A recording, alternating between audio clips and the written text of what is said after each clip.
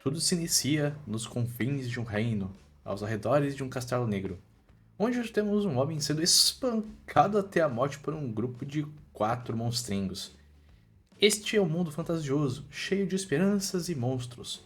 A aventura toma o ar a cada esquina pelos aventureiros. A história é de um adulto que não quis largar seus sonhos infantis.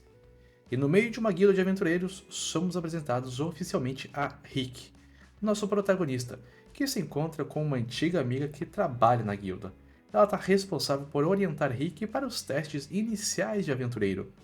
Ele está iniciando sua vida como aventureiro depois dos 30 anos. Algo que era dito impossível neste mundo, afinal era necessário se tornar um aventureiro ainda cedo para evoluir suas habilidades e mana. Eles são interrompidos por um aventureiro que estava bebaço e que chama ela para um date ali na hora. Só que nosso garoto manda em um "Ei amigão, vamos ficar calminho", enquanto toca na armadura nele. E nesse instante ele simplesmente revira os olhos e desmaia. O prota recebe o seu cartão de testes. Seu número é 4242, mas esse número traz um presságio muito ruim.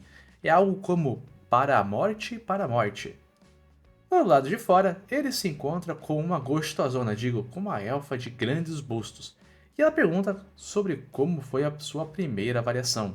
E tudo estava ótimo para Rick. Ele viu muitos sonhos e esperanças nos olhos dos jovens lá dentro. E os jovens lá de dentro estavam observando o corpo do bêbado no chão. A galerinha vê que o Prota deixou uma mãozona estampada na armadura dele. A amiga de Rick até imagina se aquilo foi do seu antigo amigo Senpai. Após isso, Rick tá fazendo os testes medicinais. E depois vai para o famoso teste mágico, onde precisará colocar a mãozinha em um orbe e ele irá medir o nível de mana de cada participante. Uma série de figurantes aparece e começa a brilhar aos poucos o orbe. Quando o Rick coloca a mão, sai uma pequena fagulha, ganhando a nota F negativo. A galerinha cai na risada debochando do veiaco.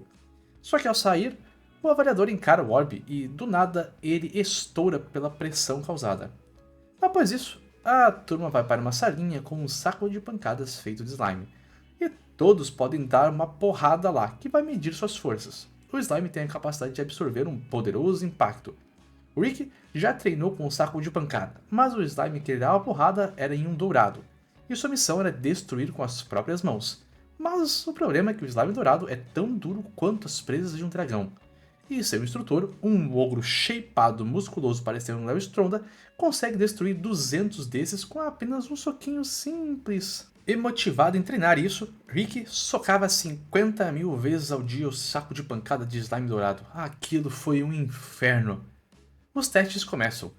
Um figurante vai lá e mete uma bicuda com uma magia de fortalecimento. O próximo é um pirralho burguês que começa a se gabar. O garoto tem apenas 11 anos e é considerado um gênio, com a força de um aventureiro de rank C. Ele inicia conjurando uma magia de terceira natureza composta de fogo, e uma aura gritante sai dele. Só que conjura apenas uma fagulhinha, bem tosquinho. E aquilo confere uma nota bem alta para o garoto. O avaliador o elogia, que ele seria um gênio, e toda aquela babação de ovo. Para Rick, aquilo ali parecia nada, porque a sua instrutora de magia brincava com ele com bolas de fogo do tamanho de um meteoro, e que explodiam montanhas com um pequeno toquezinho. Imagina que o garoto provavelmente comprimiu a força da bola de fogo para aquele tamanho, e fica realmente admirado. Na sequência, outra galerinha super irrelevante aparece para dar porrada no slime dourado. E Rick nota que mesmo um slime verde pode absorver muitos impactos, e enquanto pensava nisso, é chamado para testar a sua força. Antes de fazer o teste, o avaliador pede 1 minuto de atenção dele, perguntando se ele realmente começou a ser um aventureiro depois dos 30 anos, e se for isso, deveria desistir já, porque se não treinar magia desde cedo, não haveria crescimento algum na vida adulta e seria no máximo um medíocre. E de fato ele tinha razão, porém depois de toda a surra que Rick levou nas montanhas pelo slime dourado, era impossível desistir neste ponto, mesmo começando em uma idade bem avançada. Não importa a idade, mas sim o sentimento de querer ser um aventureiro. E projeta um mega socão que explode o saco de pancada e faz a parede de trás sair voando. E ele até se pergunta se o slime estava com algum defeito. Nem é o caso dele ser extremamente forte, né? O garotinho lá atrás fica puto, porque este era o momento de prestígio dele, ele queria brilhar. Queria se mostrar para o mundo e estava sendo estragado por este velhote. Mas o seu momento ia brilhar no próximo teste, o de defesa. E bom, no próximo teste era magia defensiva, e Rick mostra todo o seu empenho se defendendo contra magias de quarta natureza, e todo mundo fica espantado com sua alta resistência. Rick estava usando apenas uma magia composta de primeira natureza, enquanto o seu avaliador ia utilizar até uma de quinta natureza neste momento. E ele explica que não precisam se preocupar, vai ficar tudo bem, mesmo o seu avaliador lançando magias de 4 níveis acima do que ele pode aguentar. O avaliador começa a conjurar, começa aquele Omobuga Fade tal, essa é só pra velha guarda, hein? E os ventos começam a explodir em volta do mago, e assim ele lança um ciclone de choque. Uma magia que destrói até mesmo a barreira defensiva desta arena. É visível até de longe por um cavaleiro de primeira classe, que vem correndo ver que barulho foi este. Os avaliadores explicam a este Lorde sobre o aparecimento de um aventureiro de ranking F que destruiu um slime verde com apenas um soco e se defendeu contra uma magia de natureza composta de nível 5. Isso até parecia piada de mau gosto para ele, nem era real algo deste nível. A garota então mostra a ficha do rapaz que estava causando toda a confusão. Seu nome era Rick Gladiator, um homem de 32 anos que trabalhou por 14 anos como recepcionista na filial da Guilda de Aventureiros. Na cena seguinte, o nosso garoto está junto de uma empregada chamada Hannette, explicando que foi tudo um sucesso, todos os 3 testes, incluindo o teste escrito que ele acabou de fazer.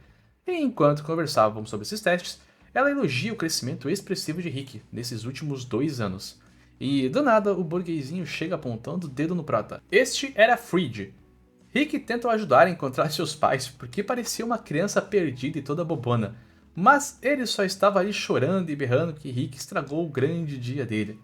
De fundo, uma loira figurante rabugenta aparece, brilhando até demais.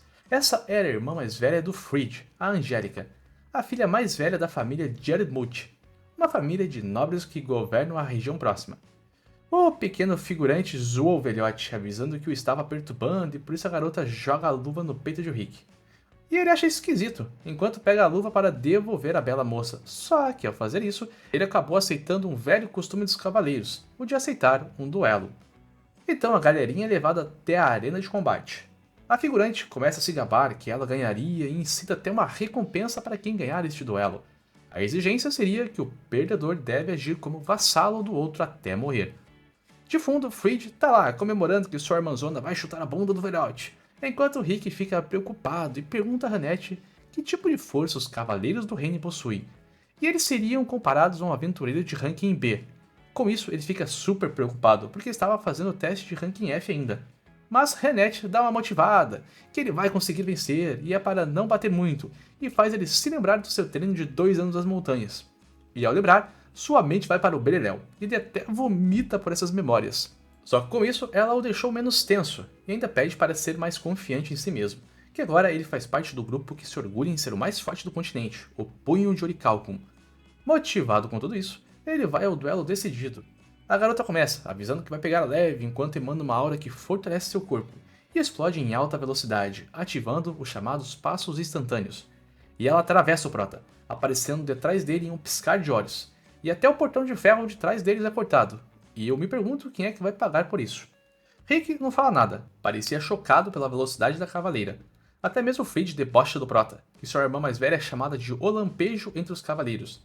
Ele até coça os olhos com todas as informações, e ela novamente faz os passos velozes. Só que ele se pergunta do porquê ela era tão lenta assim. É muito mais lenta que quando o Rick corre normalmente. Então, isso era chamado de lampejo, e consegue desviar. A garota se admira, seus movimentos tinham sido lidos completamente, mas isso só poderia ser sorte. Reagir à sua velocidade normal era impossível, poucos cavaleiros de rankings maiores conseguiam apenas. E novamente tenta, avisando que não existirá milagres pela segunda vez, e avança com a mesma habilidade estocada. E agora o prota considera que ela está muito mais lenta.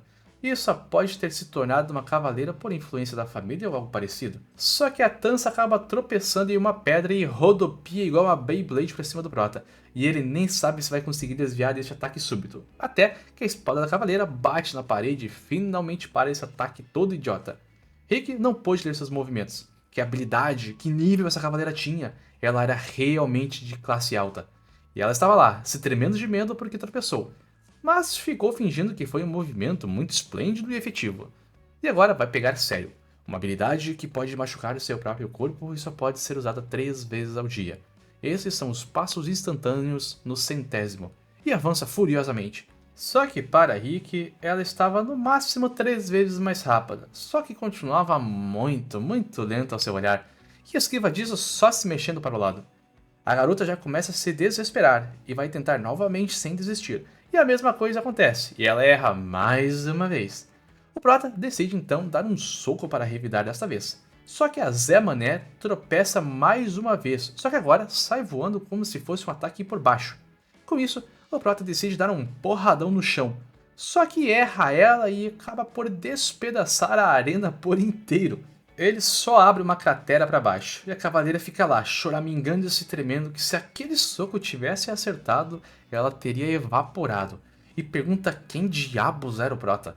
E ele explica que é só um cara fazendo um teste para o ranking F e quer lutar a sério agora. Mas ela desiste de maneira bem patética e se vangloria que ela dará a vitória a Rick, já que ele conseguiu desviar tantas vezes do seu ataque sombrio e vai embora. Quando ele cita sobre o combinado de quem perdesse viraria vassalo do outro, a mina acaba fechando a cara e corre tão rápido quanto o Flash na mais alta velocidade.